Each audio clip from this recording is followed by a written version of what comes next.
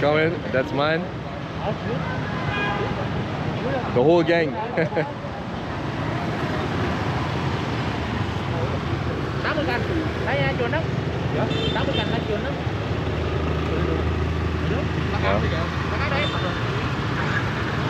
Hello. Hi. Thank you. Chào thằng tổ nhé.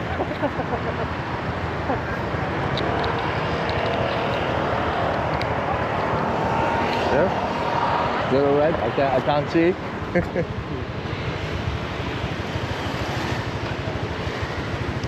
Come on. Alright.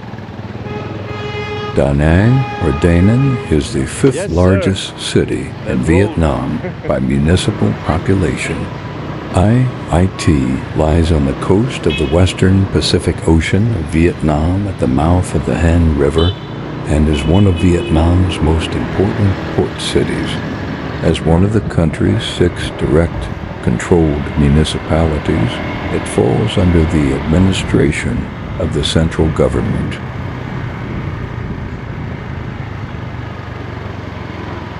The city was known as Sike Han during early Viet settlement and as Turing or Turon during French colonial rule. Before 1997, the city was part of Quang Nam Da Nang province. On the 1st of January 1997, Da Nang was separated from Quang Nam province to become one of 4 centrally controlled municipalities in Vietnam. Da Nang is designated as a first-class city and has a higher urbanization ratio than any of Vietnam's other provinces or centrally governed cities.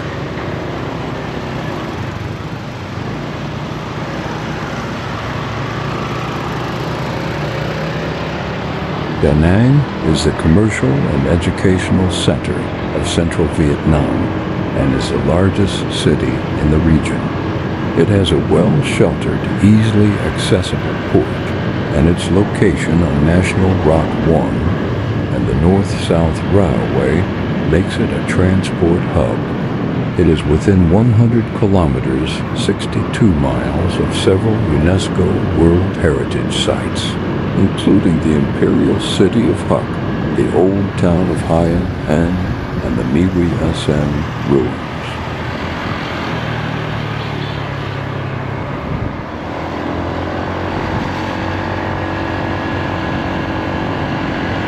Most of the names by which Da Nang has been known make reference to its position at the Han River estuary.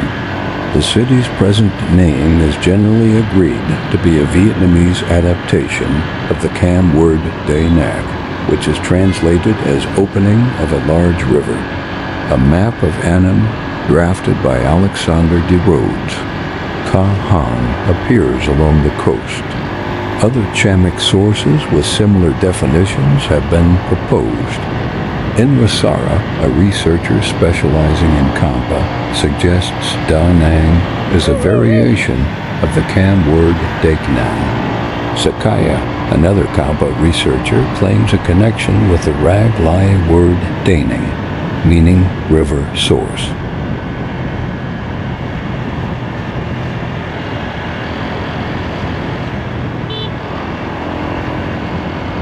The city's origins date back to the ancient kingdom of Kampa, established in 192 AD.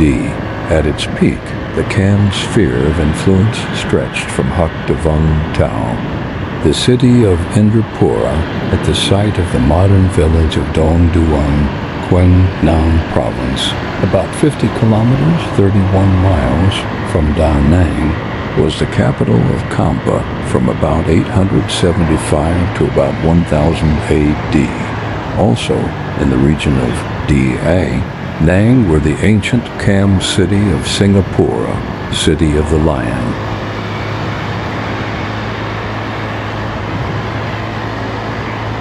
The location of which has been identified with an archaeological site in the modern village of Tra Ki Yu and the valley of Mi Huy San, where a number of ruined temples and towers can still be viewed.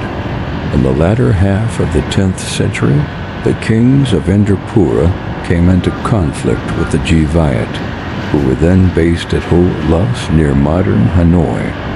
Kampa had been independent. It found itself in need to defend its territory to contain the threat posed by the Khmer Empire in the west and expand its territory to the north, hoping to conquer the Vietnamese nation. There, with the Vietnamese kingdom in turmoil following the assassination of Hin Chon Hong, Kampa made an unsuccessful attempt to invade BoFaat in 979 with support of China, but failed due to the strong defense of Vietnamese territory under the command of Lê Hồng. In 982, 3 ambassadors sent to Kampa by Emperor Lê Hồng of the BoFaat, founder of the early Lai dynasty, were detained in Indrapura. Lê Hồng decided to go on the offensive, sacking Indrapura and killing the Kham king, Parameswara Varn. As a result of these setbacks, the Kham eventually abandoned Indrapura around 1000 AD. The BoFaat campaign against Kampa continued into the late 11th century, when the Kham were forced to cede their 3 northern provinces to the rulers of the LS dynasty. Soon afterward, Vietnamese farmers began moving into the untilled former Kham lands, turning them into rice fields and moving relentlessly southward, delta by delta, along the narrow coastal plain. The southward expansion of BoFaat, known as Nam Tin, continued for several centuries, culminating in the annexation of most of the Kham territories by the end of the 15th century.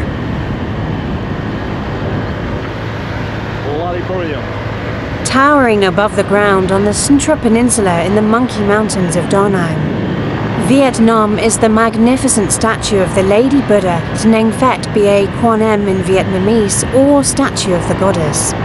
S of Mercy, standing at a whopping 67 meters tall, about 220 feet. This incredible statue can be seen from miles away. Our first spotting of it was while playing at a beach down the street from our resort. Even from a distance it looks impressive, but up close it's even more so. It's overwhelming how tall it is, the tallest of its kind in all of Vietnam. One of the really incredible things about the Lady Buddha is that the entire thing was constructed using a single piece of marble. In my mind, that makes absolutely nitrogen monoxide sense. What if a section breaks? How do you transport it after? Like, honestly, how the heck? Which makes the fact even more incredible. The statue was made by artists in the non-Newark Marble Village, which is a huge tourist attraction, and known for the incredible marble statues they make. Besides being beautiful, the Lady Buddha holds great significance for the people of Da Nang. She was built to overlook the city, and the view from her mountain alone is worth a visit and protected from danger. Fishermen come to pray to her before setting sail, and she watches over them as they work. Since her construction began in 2004, locals say there have been no more typhoons to hit their city. Furthermore, the Linang Pagoda that she stands beside is one of 3 pagodas by the same name. The other 2 Linang Pagodas are at Sun World Bon No Hills and the Marble Mountains, which together form a triangle that serves to protect the people of Da Nang even more.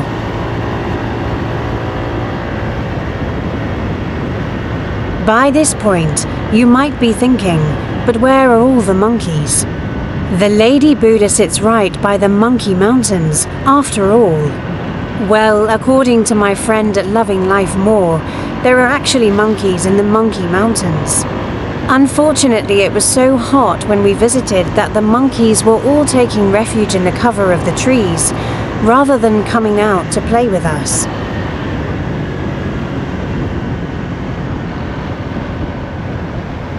The grounds of the Linang Pagoda is one of the more beautiful places we've visited. There is so much to explore, which is one reason I recommend visiting on your own, instead of with a tour. We only had about 30 minutes to experience the grounds, which was definitely not enough time. If we ever make it back to Da Nang, you can bet we'll be going back to experience it again.